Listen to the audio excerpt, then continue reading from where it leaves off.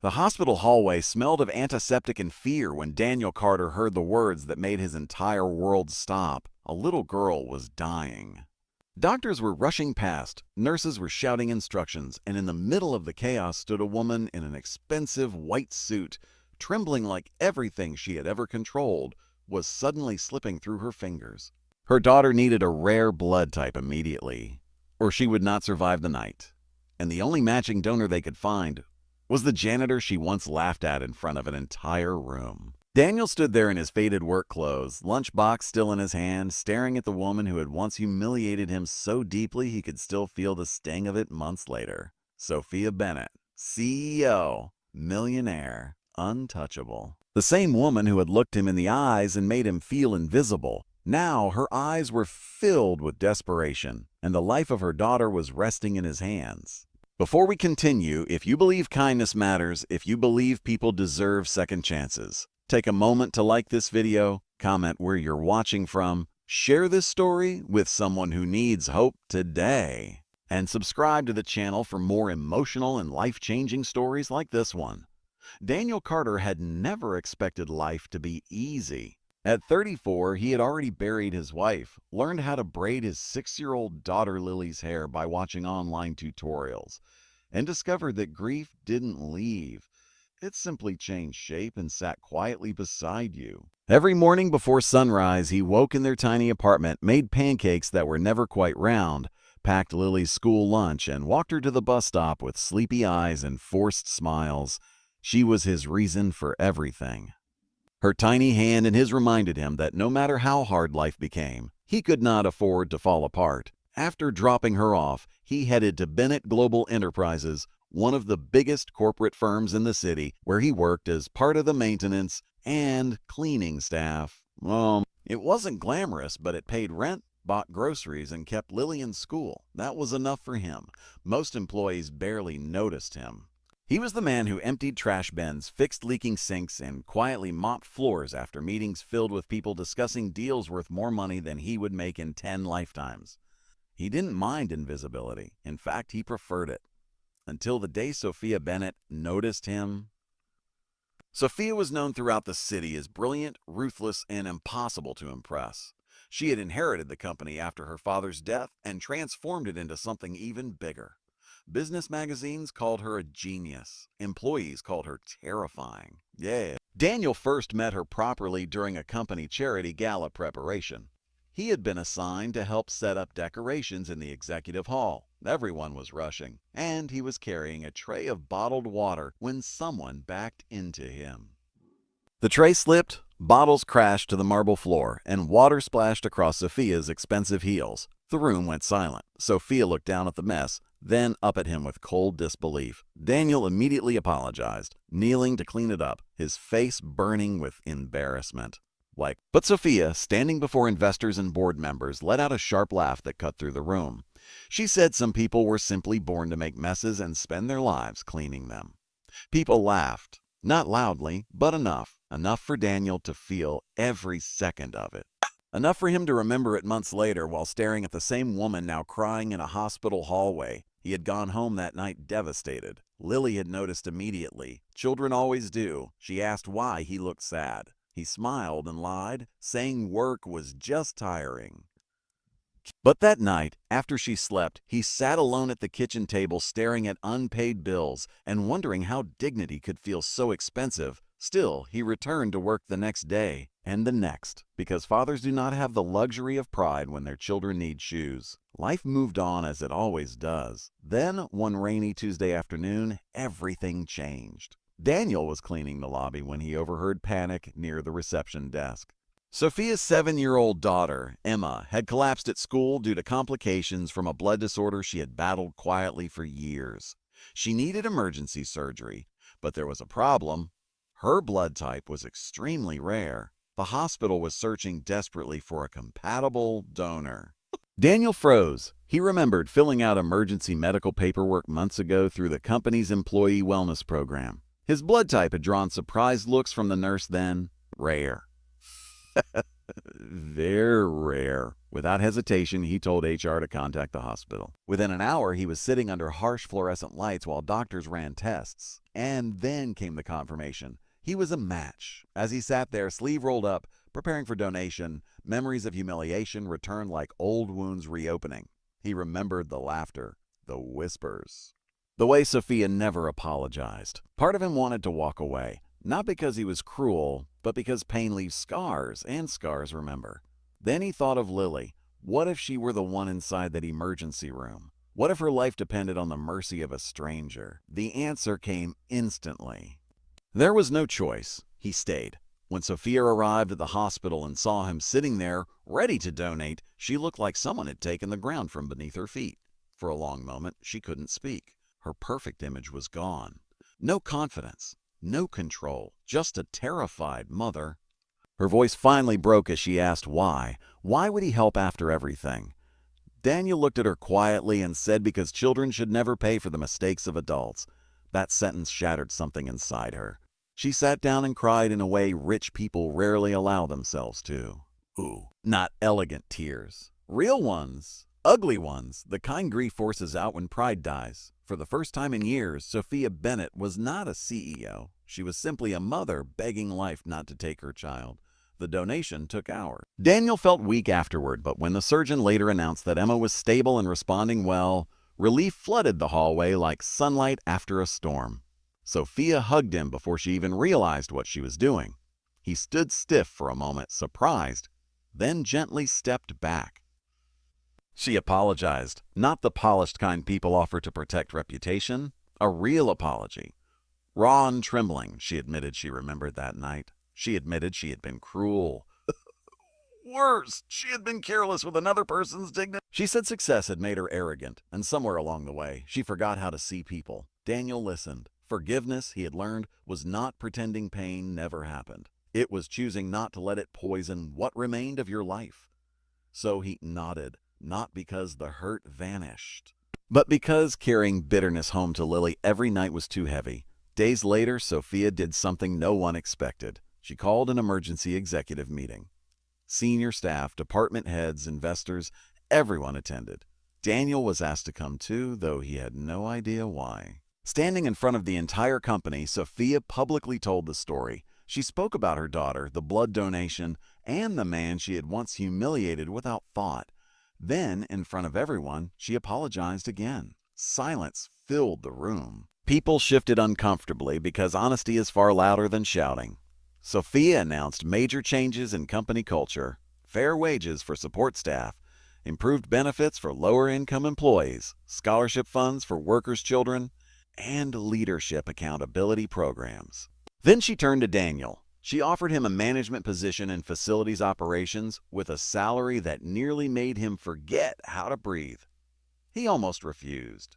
Not from pride this time, but disbelief. People like him were not usually invited to tables like that. But Sophia told him leadership wasn't about titles. It was about character, and he had shown more leadership in one hospital chair than most executives showed in boardrooms. He accepted. That evening, he took Lily out for ice cream, the expensive kind with too many toppings. She laughed when he told her they might finally be able to move to an apartment where the heater worked properly in winter. She asked if that meant life was getting better. Daniel looked at her sticky smile and said, maybe life had just been waiting for the right moment to surprise them. Weeks later, Emma insisted on meeting the man who saved her. She was smaller than Daniel expected, with bright, curious eyes and the kind of fragile strength children with illnesses often carry. She handed him a drawing. It showed him wearing a superhero cape, standing beside her hospital bed. At the top, written in shaky handwriting, were the words, "Thank you for saving my life." Daniel smiled so hard it hurt. He hung that drawing on the refrigerator beside Lily's school art. Two little girls, two reminders of why goodness matters. Sophia changed too, not overnight and not perfectly. Real change never works like that, but she began showing up differently, in meetings, with employees, with Emma. She visited hospital wings anonymously and funded treatment programs for children whose families couldn't afford care. She listened more, judged less. Sometimes redemption begins with guilt. Sometimes it begins with gratitude. For her, it began with a man holding out his arm and choosing compassion over revenge. And for Daniel, life slowly softened. there were still bills, still long days, still moments when grief for his wife hit unexpectedly, like hearing their old song in a grocery store. But now there was also hope, and hope is a powerful thing. It sounds like your daughter laughing in a safer home. It looks like respect replacing humiliation. It feels like being seen. Before we reach the ending, I want to ask you something special. Comment below with one word: forgiveness or pride. Which would you choose in Daniel's place? One winter evening, months later, Daniel stood outside Lily's school during her holiday performance. Snow drifted softly under streetlights, and parents crowded the sidewalk with coffee cups and tired smiles. Sophia arrived too, holding Emma's hand.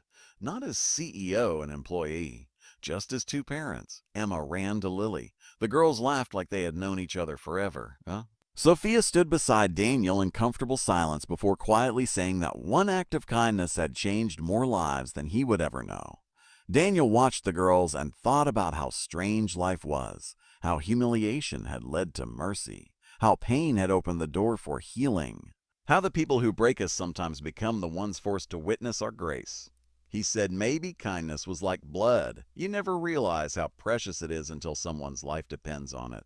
Sophia smiled through tears. Inside the school auditorium, children began to sing. And for the first time in a very long time, Daniel felt something he thought he had lost forever: peace. If this story touched your heart, if you believe kindness can heal what pride destroys, please like this video, share it with someone who needs this reminder, and subscribe for more unforgettable stories. Your support helps these messages reach more hearts. Because sometimes the person the world overlooks becomes the reason someone else gets to keep living. And sometimes the greatest revenge is not revenge at all. It is choosing to remain kind. Months passed, and winter slowly gave way to spring. But the story between Daniel Carter and Sophia Bennett did not end in that hospital hallway. It had only begun there. Life, after all, does not change in one dramatic moment. It changes quietly in small decisions made every day.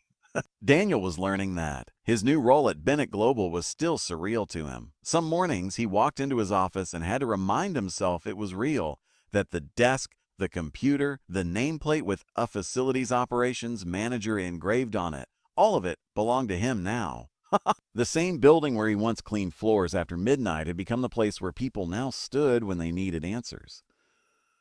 But promotions do not erase insecurity. There were days he felt like he didn't belong. Days when executives in tailored suits spoke in numbers and language he had never learned. Days when he wondered if everyone secretly thought he was still just the janitor pretending to be management. He worked harder than anyone. He stayed late. He studied contracts after putting Lily to bed.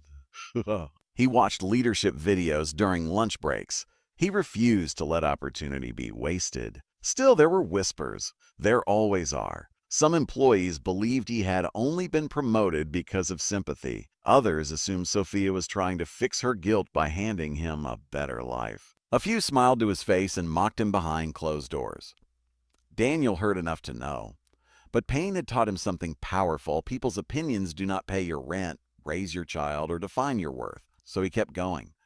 At home, life was changing too. Lily noticed everything. The new apartment with warm lights and working heat.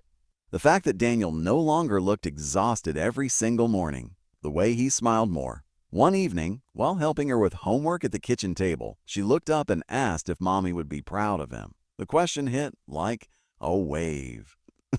For a second, Daniel could not breathe. He looked at the framed photo of his late wife, Rachel, sitting on the shelf nearby. Her smile still had the power to break and heal him at the same time. He softly told Lily that her mother would be proud, not because of the promotion, not because of money, but because they had survived, because they had stayed kind, because they had not let life make them hard. That night, after Lily fell asleep, Daniel sat alone with old memories. He remembered Rachel in hospital rooms too. Cancer had taken her slowly, cruelly.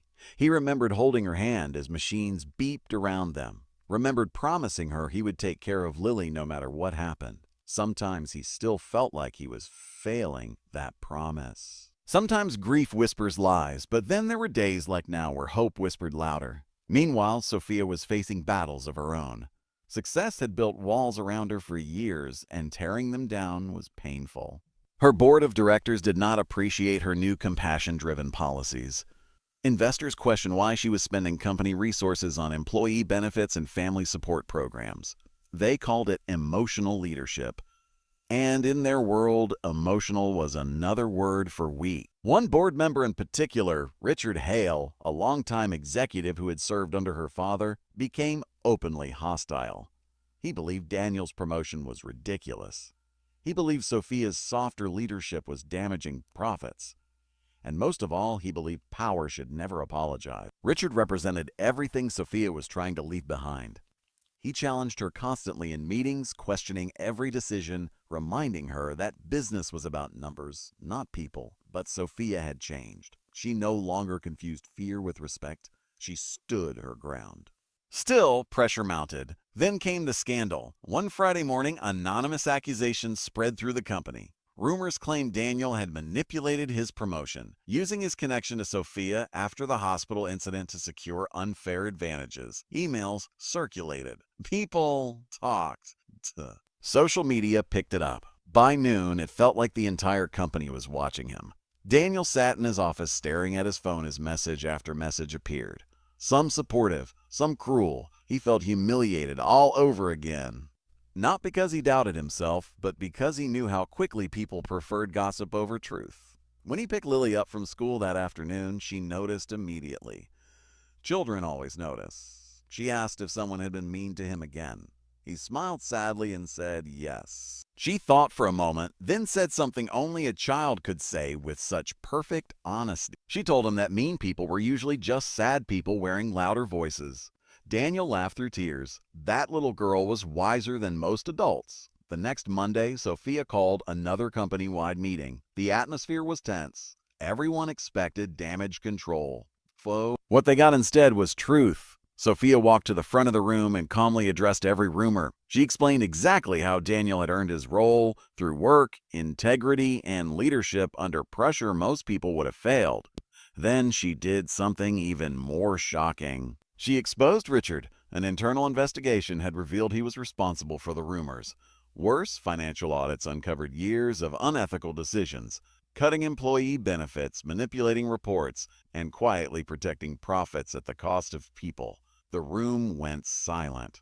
Richard tried to defend himself, but facts are louder than excuses. He was removed that same day. As security escorted him out, Daniel watched without satisfaction. Because revenge had never interested him, only peace. After the meeting, Sophia found him standing by the window overlooking the city. She apologized again, not for the past this time, but for the burden his new life had brought. Daniel shook his head. He told her something simple. He said, "Storms do not mean you are on the wrong path. Sometimes they mean you are finally walking somewhere worth going." For the first time in years, Sophia laughed without tension. Outside of work, their families grew closer. Emma and Lily became inseparable. Sleepovers, school projects, birthday parties. They moved through life like sisters who had somehow found each other late. For Daniel, watching Lily laugh freely again felt like healing he didn't know he needed. For Sophia, Emma's happiness reminded her that wealth meant nothing if your child felt alone. One Saturday afternoon, Sophia invited Daniel and Lily to Emma's birthday celebration at her home. Daniel almost said no. The mansion still intimidated him.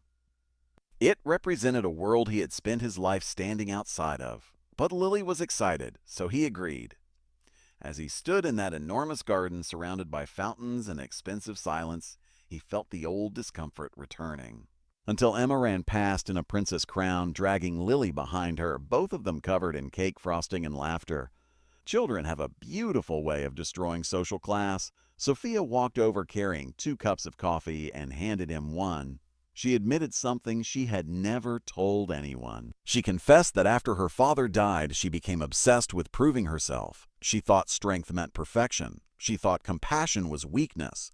She thought people respected power more than kindness. And then life put her daughter in danger and forced her to realize none of those things could save Emma. But Daniel's humanity could. She said he had reminded her what real strength looked like. Daniel listened quietly. Then he listened quietly.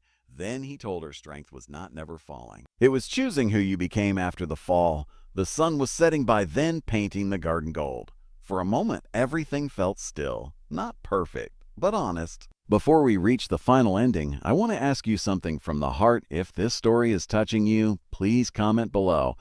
Kindness always returns. Let's fill the comments with hope and remind the world that compassion still matters. That summer, Bennett Global launched a foundation in Emma and Lily's names, supporting single parents, children with rare illnesses, and workers struggling to survive silently. Daniel helped lead it. Sophia funded it. But the heart of it came from experience, not money. At the opening ceremony, cameras flashed and reporters asked polished questions. They wanted business headlines. What they got was a human story. Sophia stood at the podium and publicly said that the greatest investment she had ever made was learning humility. Then she stepped aside and asked Daniel to speak. He hated public speaking. His hands shook. But he looked into the crowd and saw Lily smiling proudly from the front row. So he spoke. He talked about loss, about working invisible jobs people overlook, about pride and pain, about the dangerous lie that someone's salary determines their worth. And then he said something the entire room remembered. He said the world changes when we stop asking who deserves kindness and start giving it anyway. There was silence, then applause. Real applause, not polite, not forced. The kind that rises when truth reaches people. That night, after everything ended, Daniel tucked Lily into bed. She looked up sleepily and asked if happy endings were real. He sat beside her and smiled. He told her happy endings were not big movie moments. They were small things, a safe home, a second chance, forgiveness, a child laughing in the next room, the courage to stay soft in a hard world. She nodded like she understood everything and nothing at all. Then she fell asleep, holding his hand. Daniel sat there for a while in the quiet, thinking, remembering, grateful. Rachel was gone. That pain would never disappear. But life had taught him something beautiful. Love does not end, it changes shape. Sometimes it becomes sacrifice, sometimes survival. Sometimes the strength to help someone who once hurt you. And sometimes it becomes the reason your child grows up believing kindness is stronger than cruelty. Months later, Daniel passed the old hospital where everything had changed. He stopped for a moment and looked at the entrance. The same doors, the same lights, but he was not the same man. He had walked in carrying humiliation. He had walked out carrying purpose. And maybe that was the miracle. Not the promotion, not the money, but the proof that pain does not get the final word. Grace does. If this story touched your heart today, please like this video, share it with someone who needs hope, and subscribe to the channel for more unforgettable emotional stories. Because sometimes the man the world mocked becomes the man they remember forever. And sometimes the blood we give to save someone else ends up saving us too.